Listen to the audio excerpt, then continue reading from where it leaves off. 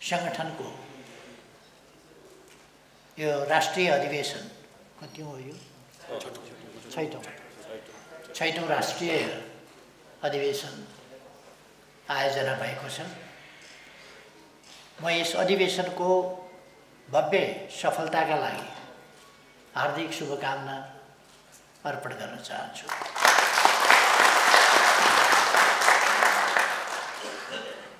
यस अधिवेशनले नीतिगत रूपमा र नेतृत्वको सन्दर्भमा महत्त्वपूर्ण निर्णय लिनेछ भन्ने पनि मैले विश्वास लिएको छु। नीतिगत रूपमा नेपालमा मुस्लिम समुदायका समस्याहरू के हुन् र यस समुदायको उत्थानका लागि सही र व्यावहारिक ढङ्गले कस्ता नीति राज्यले लिनुपर्दछ, कस्ता नीति समाजले अवलम्बन गर्नुपर्दछ, यस सम्बन्धमा यसबाट नीतिगत निष्कर्षहरू र सुझावहरू पनि आउन् भन्ने मैले ठानेको छु। यस अधिवेशनले अवश्य नै ती कामहरू गर्नेछ। यसमा मैले राज्यले लिनुपर्ने नीति र चाल्नुपर्ने कदमहरूको सन्दर्भमा र समाजले अपनाउनु पर्ने दृष्टिकोण र गर्नुपर्ने व्यवहारको सम्बन्धमा दुईटै पक्षमा भनेको छु। अर्को कुरा, मुस्लिम समुदाय आफैभित्र रहेका पछौटेपन आजको समयसँग नमिल्दा समयको गतिमा चल्न नसक्ने खालका कतिपय कुराहरू, त्यसमा पछौटेपनका विभिन्न हिसाबले पछौटेपन हुन सक्दछ। हामीले विभिन्न देशहरू हेऱ्यौँ भने, इस्लामिक देशहरू नै हेऱ्यौँ भने इन्डोनेसिया धेरै एडभान्स छ, इरान धेरै एडभान्स छ र तालिबानले छोरीहरूलाई स्कुल नपठाऊ भन्छ। अर्थात् इस्लाम धर्म मान्ने नै भनिएका देशहरू, मान्ने नै भनेका राज्यहरू, तिनीहरूमा पनि भिन्नता छ। कोही आज पनि छोरी नपढाऊ भन्ने जमानामा छ, कोही छोरी पढाऊ भन्ने जमाना छ। इस्लामिक देशकै कतिपय ठाउँमा महिला प्रधानमन्त्री भइसके, कतिपय ठाउँमा छोरी पढाउँदै नपढाऊ भन्छ। कतिपय ठाउँमा असाधारण तरक्की गरेका छन् मुस्लिम महिलाहरूले, कतिपय ठाउँमा बुर्का नखोला घरबाट ननिस्क भन्छ। हामीले कुन अपनाउने? आजको समयको गति हामीले समाउन सकेनौँ भने, हामीले नयाँ चेतना र समयको माग अनुसार अगाडि बढ्न सकेनौँ भने हामी पुरानै जमानामा हुन्छौँ। हिन्दू धर्ममा धार्मिक ग्रन्थहरूले सत्ययुग, त्रेतायुग, द्वापर युग, कलियुग भन्छन् र आजको युगलाई कलियुग भन्छन् र नराम्रो युग भन्छन्। सत्ययुगलाई सबभन्दा राम्रो र सुन्दर युग भन्छन्, त्यसकारण त्यसको नाम सत्ययुग रह्यो भन्छन्। तर यथार्थ के हो भने मानव जातिको इतिहासमा आजको युग सबभन्दा बढी विकसित र सुन्दर युग, यति सुविधायुक्त, यति सुन्दर, यति उपलब्धिपूर्ण युग कहिले पनि आएको थिएन मानव इतिहासमा। र यो सबभन्दा बढी मानवको धरतीको सृष्टि, पृथ्वीको सृष्टि र मानव जातिको उत्पत्तिदेखि सबै युगहरूमध्ये आजको युग सबभन्दा बढी विकसित युग हो, अगाडि बढेको युग हो, सुविधा सम्पन्न युग हो र यो सबभन्दा महत्त्वपूर्ण युगको रूपमा आएको छ। यस युगलाई कुनै पनि हिसाबले, कुनै धर्मको नाम होस्, केही हिसाबमा हामीले युगलाई समाउन सकेनौँ, समयलाई समाउन सकेनौँ, त्यस अनुसारको उन्नति प्रगति गर्न सकेनौँ भने हामी पछाडि पर्छौँ। त्यसर्थ हामी आफैले गर्नुपर्ने चाहिँ के छ त? मुस्लिम समुदायले के गर्नुपर्छ? इत्तेहाद सङ्गठनले मुस्लिम समुदायले आफूले गर्नुपर्ने कामहरूको सन्दर्भमा सामाजिक जागरणको क्षेत्रमा तपाईँहरूका जिल्ला कमिटीको काम के भन्दा एउटा महत्त्वपूर्ण काम मुस्लिम समुदायमा समसामयिक जागरण ल्याउने काम। एउटा कुरा मोदीजीले इन्डियामा बेटी पढाऊ भन्ने नारा दिए। प्रदेश नम्बर 2 को सरकारले त्यो नारा लियो, बेटी बचाऊ बेटी पढाऊ भन्ने नारा दियो। सबभन्दा बढ्ता यो नारा आवश्यक छ मुस्लिम समुदायलाई। छोरी पढाऊ। सिङ्गै मुस्लिम समुदाय नेपालको हकमा पछाडि परेको छ। नेपालको हकमा मुस्लिम समुदाय पछाडि परेको छ र मुस्लिम समुदाय अगाडि बढ्न जरुरी छ। अरू सरह अगाडि बढ्नु पर्दछ र अरूभन्दा अगाडि बढ्न नपाइने भन्ने कुरा पनि छैन। अरूभन्दा अगाडि पनि बढ्न पाइन्छ, बढ्नुपर्छ। प्रगति अरूले यति गरेको छ त्योभन्दा माथि हामी जान पाउँदैनौँ, सक्दैनौँ भन्ने कुरा हुँदैन। एउटा देशमा पढ्ने विद्यार्थीहरू मैले भेटेको थिएँ, उनीहरू भन्दै थिए ऊ पढेको विश्वविद्यालयमा कस्तो भनिन्छ अरे भने मुख्यमंत्री की बेटी है तो फर्स्ट बनने का उसका हक तो बनता ही है। प्राइम मिनिस्टर की बेटी है तो फर्स्ट बनने का उसका हक तो बनता ही है। गवर्नर साहब की बेटी है, बेटा है तो उसका फर्स्ट बनने का हक तो होता ही है भने त्यो विश्वविद्यालयमा जहाँ नेताका छोराछोरी पढ्छन् त्यहाँ तिनीहरू बाहेक अरू कोही फर्स्ट हुँदैनन्, किनभने चीफ मिनिस्टर की बेटी है तो फर्स्ट बनने का उसका हक तो बनता ही है, पढे या नपढे। यस्तो हुनु हुँदैन। कसको हक बन्छ बन्दैन भने जसले राम्रो पढ्छ त्यसको फर्स्ट बन्ने हक पर्छ, हक बन्छ। त्यसभन्दा पछिको दोस्रो बन्ने हक पर्छ, त्यसभन्दा पछि तेस्रो। हरेकको प्रतिस्पर्धाको हक रहन्छ र हामी लोकतान्त्रिक समाजमा छौँ। तर हामी आफैले यो कुरालाई बुझ्नु पर्यो र अगाडि बढ्नु पर्यो। त्यसकारण हाम्रो इतिहाद संगठनले ठुला ठुला राजनीतिका कुरा वा इतिहाद संगठनका नेताहरूले आफू सांसद हुने कुरा, आफू पदाधिकारी बन्ने कुरा, आफूले सुविधा पाउने कुराका मुद्दा मात्रै बोक्ने होइन कि समुदाय उठाउने कुरा गर्नु हो। समुदाय उठाउने कुरा गरे भनेदेखि त सांसद हुने कुरा, मन्त्री हुने कुरा त मामुली भइगयो नि। मामुली भइहाल्छ, त्यो त आफै लडी आउँछ आफ्नो ठाउँमा, अगाडि आइन्छ।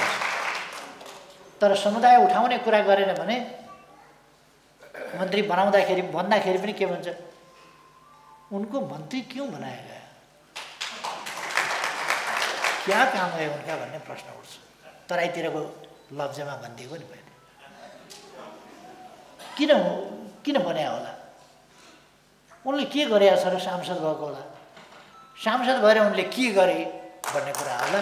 त्यसकारण हामीले के गरेर भन्ने कुरा, आफूले जुन मौका पाइन्छ त्यति बेला के गरेर उनले भन्ने कुरा होइन, धेरै गरे भन्ने स्थिति बनाउनु पर्छ। जुन ठाउँमा जसले जे कामको मौका पाउँछ त्यो ठाउँमा गाविस अध्यक्ष भइयो भने गाविस अध्यक्ष यस्तो हुनुपर्दछ, स्वच्छ हुनुपर्दछ, पारदर्शी हुनुपर्दछ, जनताका लागि, स्थानीय विकासका लागि, पालिकाको निम्ति विकासका यस्ता काम गर्नुपर्छ र जनतालाई सेवा यसरी पुर्याउनुपर्छ भन्ने कुराको नमुना हुनुपर्दछ हाम्रो प्रतिनिधि। त्यस हिसाबले हामीले काम गर्नुपर्छ। हाम्रो समुदायमा रहेका पछौटे सोचहरू, पछाडि परेका विचारहरू, विकासका बाधक सोचहरू, ती सोचहरूलाई हटाउने र हामी विकसित सोचमा अगाडि जाने र सिङ्गै समाजलाई अगाडि बढाउन जोड गर्ने। मेरो आग्रह के छ भनेदेखि थुप्रै इस्लाम धर्ममा कति प्रतिशत तपाईँहरूको दान गर्नुपर्छ वार्षिक आम्दानीको? 2.5%। 2.5% हुने खानेलाई किन दान गर्नुहुन्छ? त्यसो भनेदेखि छिमेकमा रहेको गरिबको छोरी पढाइदिनुहोस्। 2.5% दान गरेर छोरी पढाइदिनुहोस् न। दान किन गर्नु पर्यो? छोरी पढाइदिनुहोस्। छिमेकमा रहेको गरिबलाई हेर्नुहुन्न, टाढा टाढाका दान गरेर अनि दान लेखिनु पर्यो, दान देखिनु पर्यो, दान गरेको प्रशंसा पाउनु पर्यो भन्ने कुरा किन सोच्ने? दान भनेको यस्तो निस्वार्थ हुनुपर्दछ। तपाईँको छिमेकीको छोरी पढाउनुहोस्, त्यसले तपाईँसँग झगडा पनि गर्दै गर्छ। तब न दानको अर्थ हुन्छ। उसको झगडा गर्ने अधिकार खोसेर तपाईँले दान गर्नुहुन्छ भने के दान गर्दै? उसको मुख बन्द गराएर दान के गर्नुहुन्छ तपाईँले? तपाईँसँग झगडा गर्ने हक पनि उसले राख्दै गर्छ, तपाईँले छोरी पनि पढाउँदै गर्नुहुन्छ। तब दानको अर्थ छ। मैले पनि केही पढाएको छु, यसो गरिबका छोराछोरी, तिनीहरूले मलाई हप्काइरहन्छन्, थर्काइरहन्छन्, झगडा गरिराख्छन् कहिले कहिले, त्यो उनीहरूको त्यसकारण मेरो सुझाव मात्रै, यो कुनै अरूभन्दा सुझावको कुरा मैले भनेको, कसरी तपाईँहरू आफ्नो समुदायलाई अगाडि बढाउनुहुन्छ भन्ने कुराको सन्दर्भमा इतिहाद सङ्गठन र यसको नेतृत्व वर्गले सामाजिक जागरणको सन्दर्भमा र समुदायलाई माथि उठाउने सम्बन्धमा एउटा मात्रै इँटा थप्न सकिन्छ भने पनि त्यस्तो इँटा थप्नुहोस्।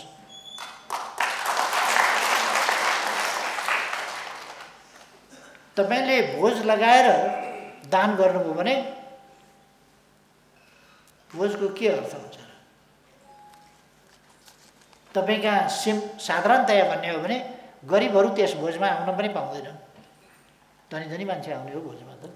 जसले निमन्त्रणा प्राप्त गर्न लायक छ त्यसलाई निमन्त्रणा गर्नुहुन्छ तपाईँ, लायक ठानिएकालाई।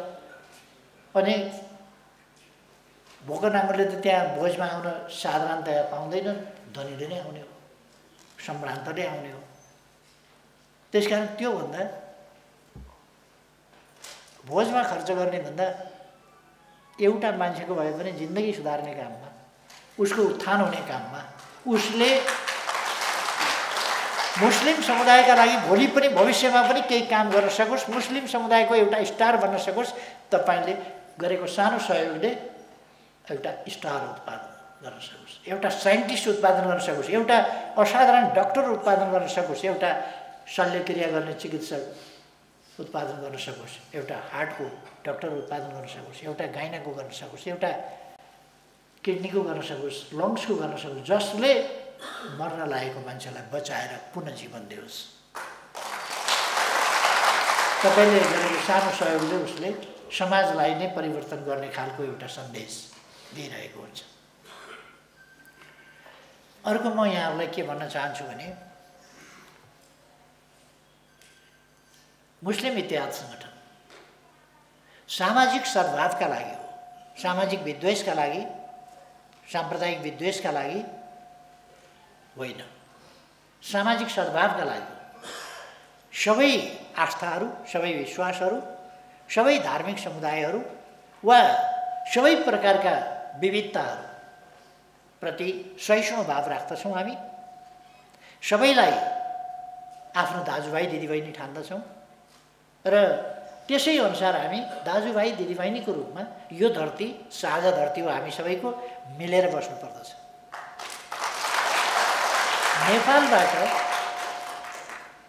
नेपालका विभिन्न धर्मावलम्बीहरूले विश्वका अरू देशहरूलाई जहाँ संकीर्णता छ त्यस्ता देशहरूलाई पनि सन्देश दिनुपर्दछ कि यो धरती एक थरी आस्था, एक थरी विश्वासका मान्छे मात्रै बस्ने ठाउँ होइन, सबैको साझा धरती हो। त्यसकारण संकीर्ण सोच होइन, फराकिलो सोच राख्नुपर्छ। संकीर्ण सोच होइन, मानवतावादी सोच राख्नुपर्छ। सबै मानवहरू एक धरतीमा शान्तिपूर्ण ढङ्गले भयरहित वातावरणमा बस्न पाउनुपर्छ र जातका नाममा, धर्मका नाममा, भूगोलका नाममा, आस्था विश्वासका नाममा, भाषाका नाममा वा अरू कुनै नाममा चलाइने विद्वेषहरू वा साम्प्रदायिक विद्वेषहरू वा क्षेत्रगत विद्वेषहरू, त्यस्ता भिन्नतालाई विद्वेषको रूपमा परिणत गर्ने, कलहको बिउ बनाउने, त्यसलाई द्वन्द्वमा परिणत गर्ने, झै झगडामा परिणत गराउने र त्यहाँ दङ्गा फसाद गराउने खालका क्रियाकलापहरू हुन हुँदैन भनेर हामीले क्याम्पेन गर्नुपर्छ। यति बेला म तपाईँहरूलाई खास गरी अब हाम्रा निर्वाचन आउँदैछन्, 3वटा निर्वाचन, स्थानीय तहको निर्वाचन, प्रदेशको निर्वाचन र सङ्घको निर्वाचन। निर्वाचन आउन थालेपछि हानिकारक तत्त्वहरूले साम्प्रदायिक विद्वेष भड्काउन थाल्छ, हिन्दू मुसलमान दङ्गा चलाउन थाल्दछ। हिँड्दै गरेको एउटा बच्चालाई क्याप्स मात्र ठ्याम 2 थप्पड हानिदिन्छन् अनि अर्को रिसाउँछ अनि झगडा त्यहाँबाट सुरु हुन्छ।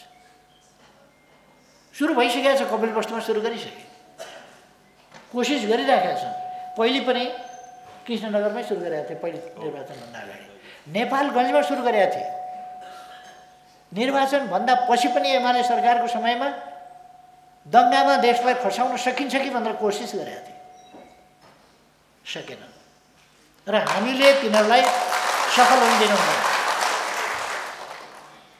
राम्ररी मिलिरहेको र बसिरहेको समाजलाई द्वन्द्वमा फसाएर मारामार गराएर अनि हामीमध्ये कोही मर्छ, आफ्नै दाजुभाइमध्ये कोही मर्छ, आफ्नै भाइ छोराछोरीमध्ये कोही मर्छन्, यस्तो खालको परिस्थिति ल्याउने कुरा कुनै पनि हालतमा सही हुन सक्दैन, बिल्कुल गलत कुरा हो। त्यसकारण हामीले यस्ता गलत कुराहरू समाजमा हुन दिनु हुँदैन। यसको रखवारी सबभन्दा बढी मुस्लिम क्षेत्रमा नै काम गर्ने भएको हुनाले मुस्लिम इत्तेहाद सङ्गठनको हो। मुस्लिम इत्तेहाद सङ्गठनले त्यसै कारण जिल्ला जिल्लामा, पालिका पालिकामा, वडा वडामा, टोल टोलमा, व्यक्ति व्यक्तिमा गएर मानवता सम्बन्धी भावना सिकाउनु पर्दछ, मानवीय प्रेम र सद्भावना सिकाउनु पर्दछ, एकता सिकाउनु पर्दछ, राष्ट्रिय एकता सिकाउनु पर्दछ र क्षेत्रीयतावादी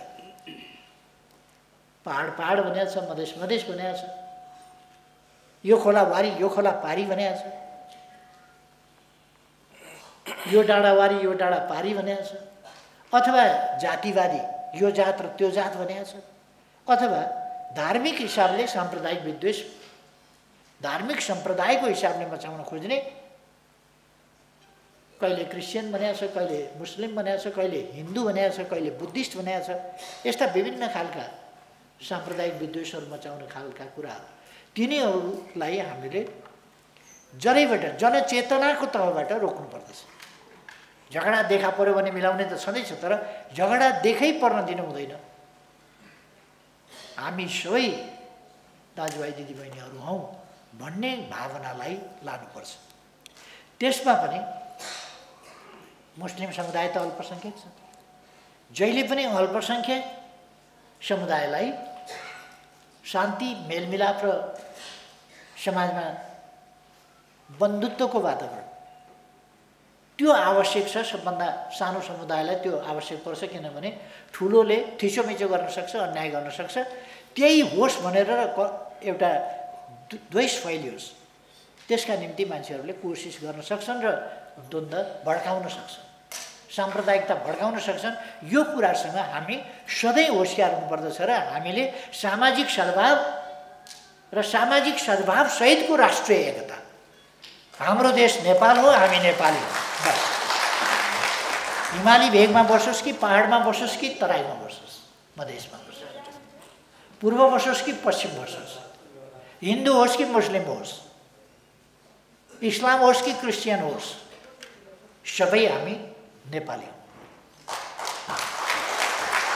त्यसकारण हामीले त्यस भावनाका साथ अगाडि जानुपर्दछ र यो जनजनमा, व्यक्ति व्यक्तिमा जानुपर्छ। यस भावनालाई कसरी व्यापक विस्तार गर्न सकिन्छ र वास्तवमा व्यक्ति व्यक्तिको भाव हुनु पर्यो, त्यो बाध्यता होइन, भाव। त्यस खालको स्थिति निर्माण गर्नु पर्यो। यसका निम्ति इत्तेहाद सङ्गठनले कस्ता नीतिहरूका साथ जनतामा जाने, कस्ता नीतिका साथ समुदायमा जाने,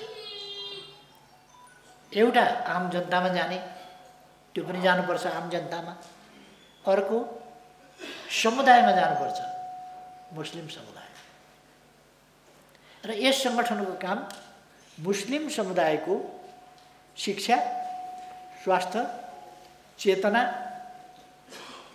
यी कुराहरू, रोजगारी, आर्थिक उत्थान, आर्थिक रूपमा कसरी सम्पन्न र सबल हुन सक्छ, त्यस रूपमा त्यस हिसाबले यसले जानुपर्छ। मुस्लिम समुदायका लागि मुस्लिम आयोग छ, त्यस मार्फत मुस्लिमहरूका हक हित भनेको नारा लाउने हकको मात्रै कुरा गरेर केही अर्थ छैन। हक हित भनेको वास्तवमा खान पाउने हक, लाउन पाउने हक, आवास पाउने हक, शिक्षा पाउने हक, स्वास्थ्य उपचार पाउने हक, सामाजिक न्याय, समानता र सुरक्षा पाउने हक, यी सबै हक चाहियो। र मसिनो गरी हाम्रा हकलाई व्यावहारिक रूपमा स्थापित गर्नु पर्यो। यस काममा अगुवाई गरोस् भन्ने म आग्रह गर्छु। अब यसपछि यो सङ्गठन नेकपा एमालेको भातृ सङ्गठन पनि हो। त्यसो भएको हुनाले यस सङ्गठनले राष्ट्र निर्माणको पोलिसी, समग्रतामा राष्ट्र निर्माणको नीति, राष्ट्र निर्माणको उद्देश्य र अभिभारा पनि बुझ्नु जरुरी छ। नेकपा एमाले एउटा छुट्टै विशेष प्रकारको शक्तिको रूपमा अगाडि आएको छ। विचारको हिसाबले, संगठनको हिसाबले, उद्देश्यको हिसाबले, व्यवहारको हिसाबले, हरेक हिसाबले एउटा फरक शक्तिको रूपमा आएको छ। अघि शङ्करजीले पनि भन्नुभयो,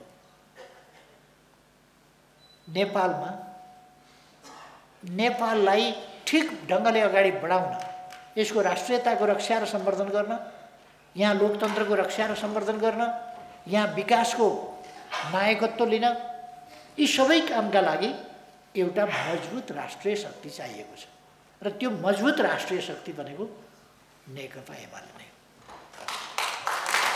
मजबुत राष्ट्रिय शक्ति नेकपा एमाले, जसको किन यसलाई राष्ट्रिय शक्ति बनाउनु पर्यो भन्दा यसको गन्तव्य नै राष्ट्रिय आकांक्षा, जुन समृद्ध नेपाल, सुखी नेपालीको राष्ट्रिय आकांक्षा, जुनसुकै पनि जाति, भाषा, धर्म, संस्कृति, भूगोलमा बसोबास गर्ने, पेसा व्यवसाय अपनाउने सबै प्रकारका जनताको साझा आकांक्षा, देश समृद्ध बनोस्, जनता सुखी होस्, हामी सबै सुखी हौँ। सुखी हुनका लागि हामीलाई हक अधिकार चाहियो, अवसरसम्म पुग्नु पर्यो, त्यो अधिकार प्राप्त गर्ने अवसर हामीलाई हुनु पर्यो र सामाजिक न्याय र समानता हुनु पर्यो, हाम्रो देशमा समृद्धि हुनु पर्यो, त्यो समृद्धिको वितरण समुचित हुनु पर्यो र समाजमा सामाजिक न्याय र समानता सहितको समृद्धि त्यो चाहियो। निर्भय वातावरणमा बिना त्रास बाँच्न पाउने, बिना त्रास रहन हिँड्न पाउने त्यो वातावरण चाहियो। शान्तिको वातावरण, त्रास बिना, त्रास मुक्त वातावरण, भय मुक्त वातावरण चाहियो र हरेकले सम्मानित जीवन हरेकले बाँच्न पाउनु पर्यो, यी उद्देश्य लिएर र हाम्रो राष्ट्र स्वाभिमान साथ बाँच्न पाउनु पर्यो। हाम्रो राष्ट्रले बाँच्ने मात्रै होइन, आफ्नो सार्वभौम सत्ताको, सार्वभौम हैसियतको, स्वाधीनताको, स्वतन्त्रताको उपभोग गर्दै आफ्ना राष्ट्रिय हितहरूको रक्षा र सम्वर्धन गर्ने हैसियत राखेर अगाडि बढ्न सक्ने स्थिति पनि हुनु पर्यो। यी उद्देश्य लिएर नेकपा एमाले हिँडेको छ। यसकारण यस्ता उद्देश्य अरूसँग छैनन्। अरूले अब चुनावमा काङ्ग्रेस के भनेर चुनावमा जाने अरे भन्दा अघिल्लो सरकारको भण्डाफोर गरेर जाने। उसँग आफूले के गरे भन्ने त केही पनि छैन। एउटा भत्किएको, फालिएको, जनताले उखेलेर फालेको राजतन्त्रको हिमायती एउटा मैले अस्ति कराउँदै देखेको थिएँ युट्युबमा। यति वर्षदेखि के गरे यी शक्तिहरूले, पार्टीहरूले के गरे यति वर्षदेखि, अनि 240 वर्ष राजतन्त्रले के गर्यो त? 3 वर्षमा एमाले सरकारले के गर्यो भनेर सोध्योस्, हामी बताइदिन्छौँ। 3 वर्षमा एमाले के गर्यो? 240 वर्षमा राजतन्त्रले गरेको भन्दा 3 वर्षमा एमाले के गर्यो हामी बताउँछौँ। यिनीहरूले 240 वर्षमा के गरे, अनि त्यही थोत्रो राजतन्त्रको वकालत गर्दै फेरि भन्छ ती राजनीतिक दलहरूले यति वर्षमा के गरे। राजनीतिक दलहरूले त यति वर्षमा केही गर्नै पाएनन् भने हुन्छ। 65 सम्म राजतन्त्रै रह्यो, त्यही बिचमा एकातिर राजाको बुट, लाठी गोली बन्दुक, अर्कातिर माओवादीको लुट, लाठी गोली बन्दुक, त्यही झोल्नु परेन। त्यसपछि अहिलेसम्म पनि माओवादीले पिरोल्न छोडेकै छैन। ल्याइयो मिलाएर अलिक सच्याउन सकिन्छ कि प्रचण्डलाई भनेर ल्याइयो। मैले पहिले पनि भने, ड्रामका ड्राम पानी खर्च भयो, डल्लाका डल्ला साबुन खर्च भयो, धुँदा धुँदा हिन्दीमा एउटा फिल्मी गीत छ, राम तेरी गंगा मैली पापियों के पाप देते देते। हाम्रो पनि बागमती नै मैली हो। माओवादीलाई पखाल्दा पखाल्दा सामान लाउँदा ल्याएर यहाँ घरैमा ल्याएर पनि कोसिस गरियो, तर अन्तिममा एउटा स्यालले एउटा नीलो कपडा रङ्गाउने रङको भाँडामा खसेछ। स्याल नीलो पानी रङ्गाएका ठाउँमा नीलो भयो, बाहिर निस्किएपछि खुब दाग लगाएछ। म त अरू जस्तो होइन, नीलो स्याल, नीलो वनको राजा। यो बाघले शेरले सबले ढाँट्या छ, वास्तवमा वनको राजा चाहिँ नीलो हुन्छ। मै हो, वनको रङसँग मिल्दो मै हो नीलो, खुब दाग लगाएछ। अनि तिमी के जातको हौ त? खासमा बाघ हौ कि सिंह हौ कि स्याल हौ कि भन्दा केही पनि होइन, वनको राजा जात, नीलो भनेछ। हो क्या र भन्ठाने सबैले। पछि टाढा कतै स्याल कराएको सुनेछ। एउटा स्याल कराएपछि स्यालको जात जहाँसुकै होस्, एउटा स्याल कराएपछि सुनेपछि त्यो स्यालले ठ्याक्कै ठाडो घाँटी लगाएर कराउनुपर्छ। एउटा कराउनु चाहिँ कराउनु। माओवादीलाई पनि हामीले त्यसै गरेर निलै स्याल हो कि भनेको पर्ने बित्तिकै त उसले त ठाडो घाँटी लगाएर कराइहाल्यो, फुत्ता बाहिर नि। मैले अरूलाई भनेको होइन, यो प्रचण्डलाई भनेको है। प्रचण्ड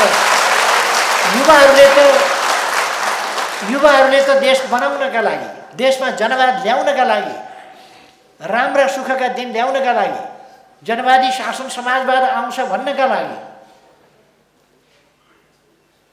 ती देखाएका सपनाहरू तपाईँहरूले हेर्नुभएको छैन होला। एउटा पटका हुन्छ, त्यो पटका बेलुका राति पड्काइन्छ। राति पड्काएपछि त्यो पटका माथि गएर सुइँ यहाँबाट जान्छ, माथि गएर फुट्छ। फुटेपछि त्यो कस्तो चित्र देखाउनुपर्छ त्यसले चित्र देखाउँछ। यसो मुस्कुराएको मान्छे देखाउनुपर्छ भने मुस्कुराएको मान्छे देखाइदिन्छ, फुल देखाउनुपर्छ भने फुल देखाइदिन्छ त्यो पटकाले। माओवादीले यस्तै गरेर पटकाको माथि माथि देखाइदिएको थियो, समाजवाद भनेर हाँसेको त्यस्ता चित्र देखाएको थियो पटका माथि पड्काएर। एकछिनपछि त छैन, झ्याप्प हराउँछ। युवाहरूलाई त्यस्तै गरे प्रचण्डले, पटका पड्काउने मिसिक हाँसेको समाजवाद हो देख्यौ भने एकछिन भइसक्यो।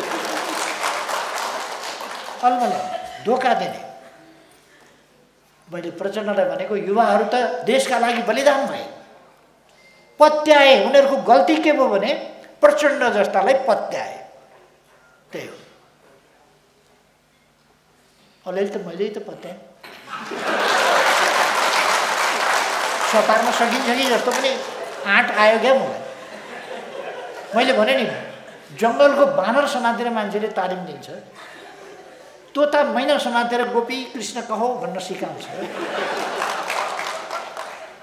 यतिको मान्छे कपालमा जेलसेल लाएर चटक्क पर बसेका मान्छेलाई कस्तो नसकियो, सकिन्छ होला भनेर मैले पनि कोसिस गरेँ अरे। अन्तिममा त ठाडो घाँटी लगाएर हु हु गर्नु, जहाँको त्यही। मैले प्रचण्डलाई अब एउटा जनतालाई नठक्ने, नढाँट्ने, नछल्ने, देशको विकासका लागि समर्पित, नयाँ जनजागरणको, विकासको अभियानको, सुशासनको अभियानको नेतृत्व गर्ने सबल शक्ति चाहिन्छ। त्यो नेकपा एमाले हो। यसलाई कमजोर पार्ने प्रयासहरू भएका छन्, बेसरी प्रयासहरू भएका छन् यसलाई कमजोर पार्ने। यसलाई अब हामीले कमजोर पार्न दिने होइन, मजबुत बनाउनु पर्दछ। तसर्थ नेकपा एमाले मजबुत छ, बलियो छ भन्ने कुरा त अहिलेको सरकार हेरे हुन्छ। सरकारमा बस्नेहरूले भन्छन्, अहिले कङ्ग्रेसले सभापति भेला गर्यो नि, सभापति भेलामा सभापतिहरूले भने तालमेल गर्नु हुँदैन, हामी कमजोर हुन्छौँ, झन् साह्रो कमजोर हुन्छौँ तालमेल गर्दा। एक्लै लड्नुपर्छ कङ्ग्रेस भने। केन्द्रीय सभापति शेरबहादुर देउबाजीले सबैलाई गाली गरे। के बुझाएको छ तिमीहरू? मैले माथि टुप्पाबाट ढिस्काबाट हेरेको छु। मैले ढिस्काबाट देखाएको छु एमालेका मसल कत्रा छन्। एक्लै लड्ने एमालेसँग नचाहिने कुरा गर्ने तिमीहरूले भनेर सभापतिहरूलाई उनले गाली गरे। केन्द्रीय सभापतिले एमालेसँग एक्लै लड्ने दुस्साहस गर्ने सकिँदैन। सही बुझे शेरबहादुरजी। शेरबहादुरजीले सही बुझे, आधा सही बुझे। एक्लै एमालेसँग लड्न सकिँदैन भन्ने बुझे। आधा के बाँकी रह्यो भने सबै मिलेर पनि एमालेसँग लड्न सकिँदैन भन्ने चाहिँ बुझेन। त्यति चाहिँ बाँकी रह्यो। एक्लै त सकिँदैन, सबै मिले पनि सकिँदैन। 5 वटाले पुग्दैन भने दर्ता भएका जति सबै दल साथै लिएर गए पनि हुन्छ। निर्वाचन आयोगमा दर्ता भएका छन् नि अहिले चुनावका लागि, कतिवटा 100 वटा जति पुग्यो। 70, 80 त्यस्तै होला, 60 होला, 90 होला। ती सबै दल मोर्चा कसेर एमालेका विरुद्ध आए पनि हुन्छ।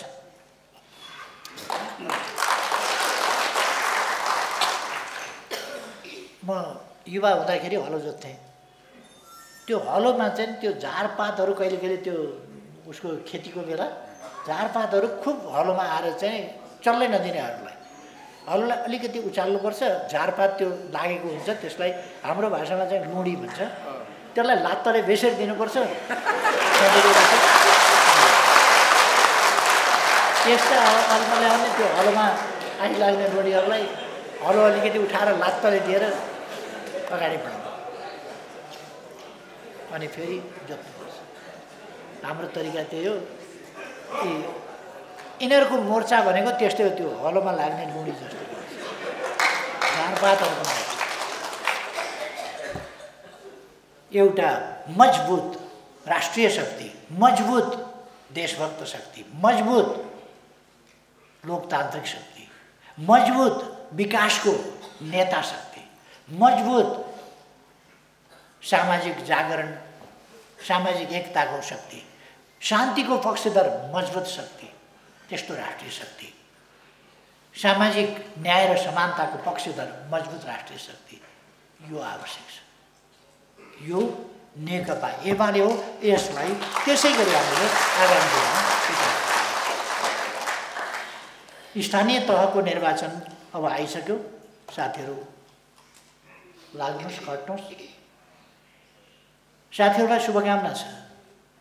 तपाईँहरू कुनै जनप्रतिनिधिमा सिफारिस हुनुहोस्, छानिनुहोस्, जनताले तपाईँहरूलाई चुनुन्, तपाईँहरू जनप्रतिनिधि हुनुहोस्। तर अस्वस्थ लडाइँ नगर्नुहोस् है। फेरि हुने भनेपछि एकदम अस्वस्थ लडाइँ गरेर मै हुनुपर्छ भनेर एकदम जिद्दी गर्नु हुँदैन।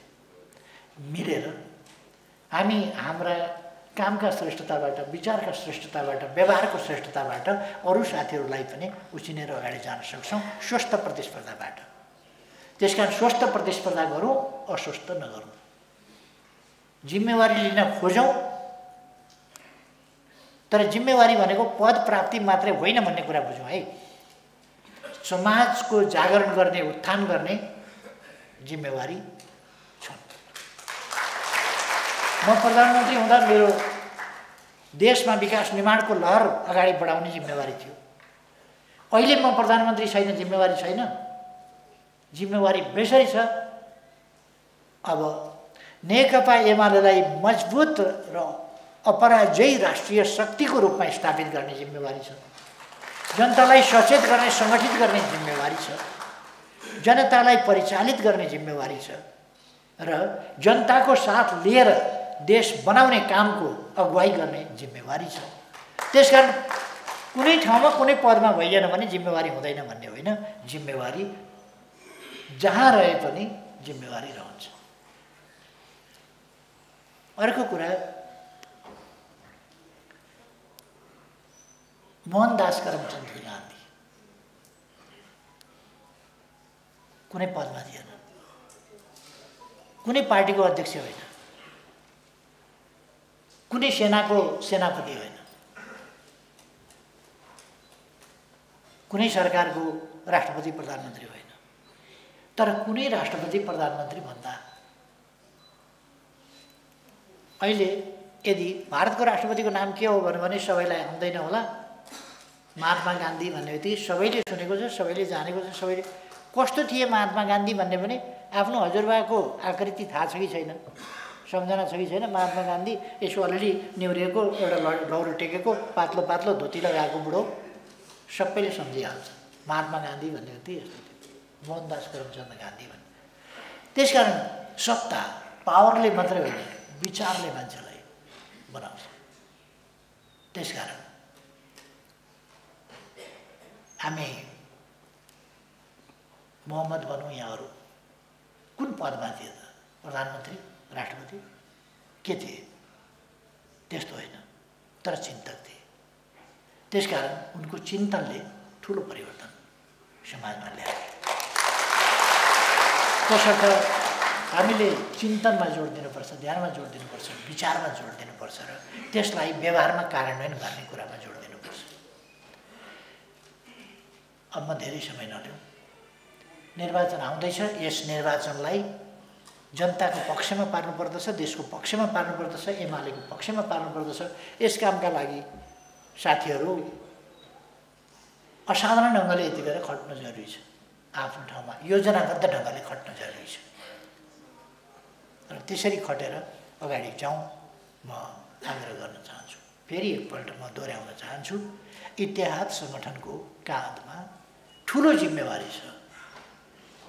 खास गरी मुस्लिम समुदायको जागरणमा, उत्थानमा, तिनको विकासमा, तिनको समृद्धिमा र राष्ट्रिय विकास र समृद्धिमा मुस्लिम समुदायको ठुलो महत्त्वको भूमिका छ।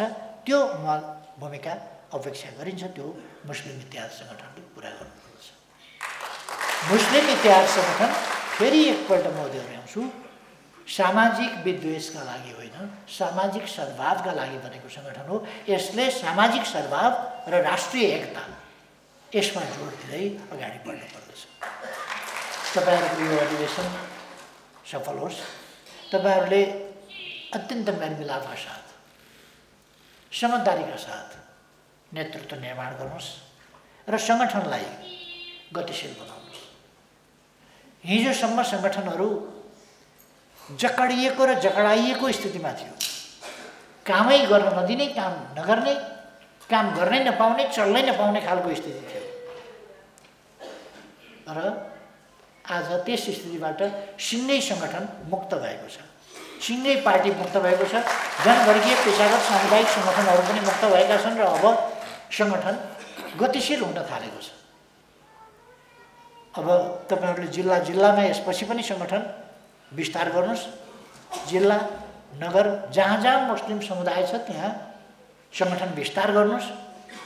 पालिकामा विस्तार गर्नुहोस्, वडामा विस्तार गर्नुहोस्, टोलमा विस्तार गर्नुहोस्, जहाँ जहाँ छ मुस्लिम समुदाय र त्यहाँ कक्षाहरू सञ्चालन गर्नुहोस्, प्रशिक्षकहरू तयार गर्नुहोस् तपाईँहरूले र प्रशिक्षण गर्नुहोस्। सामाजिक जागरण सम्बन्धी प्रशिक्षण। यो सङ्गठन मदरसा होइन जसले शिक्षा दियोस्, यो नियमित पढाइ गर्ने पढाउने स्कुल होइन, मदरसा होइन, तर सामाजिक जागरणको अभियन्ता हो यो सङ्गठन। त्यसलाई हामीले बुझेर सामाजिक जागरणको अभियन्ताको रूपमा काम गर्नुपर्छ। नेकपा एमाले पहिलोपल्ट मदरसा बोर्ड गठन गरेर र हज कमिटीलाई बढी व्यवस्थित गर्न खोजेर, मदरसाहरूको स्थितिमा सुधार ल्याउन खोजेर, ईदगाहहरूको बन्दोबस्त गर्न खोजेर र कब्रिस्तानहरूको बन्दोबस्त, यी समस्याहरू मुस्लिम समुदायका विभिन्न ठाउँमा रहेका समस्याहरू मैले बुझेको छु। किनभने मेरो मुस्लिम समुदायसँगको व्यक्तिगत पनि सङ्गत लामो समयदेखि छ। मेरा आफ्नै साथीहरू, मुस्लिम साथीहरू, मेरो बचपनदेखि साथमा मेरा मुस्लिम साथीहरू छन् र यो समुदायभित्र के समस्या छन्, यस समुदायले के समस्या भोग्नु परेको छ भन्ने कुरा पनि मलाई थाहा छ र हामी सरकारमा हुँदा हामीले ती समस्याहरू समाधान गर्न ध्यान पनि दिएका हौँ, फेरि पनि ध्यान दिनेछौँ।